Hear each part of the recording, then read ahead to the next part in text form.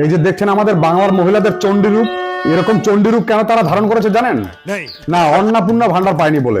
ভালো করে একবার দেখুন সেই দৃশ্যটা। উত্তরবঙ্গের ধূপগুড়ির ভিডিওকে ধরে স্বমহিমায় উত্তম মাধ্যম দিচ্ছেন উদ্যত মহিলারা। জামা প্যান্ট ছিঁড়ে এক একজনের টুকরো টুকরো করে হাতে নিয়ে নিয়েছেন।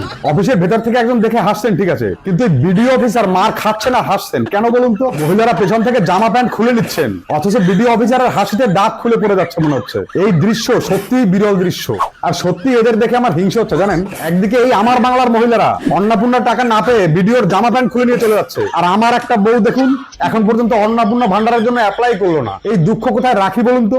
যাই হোক, এই ভিডিও দেখার পরে যারা ভিডিওকে কেলাবেন বলে ঠিক করেছেন, তারা আগে নিজের কোথাও ভুল আছে কিনা চেক করে নেবেন, অথবা আবার কিভাবে নতুন করে অ্যাপ্লাই করা যায় এবং অহিংসভাবে টাকাটা পাওয়া যায় তার চেষ্টা করবেন দয়া করে।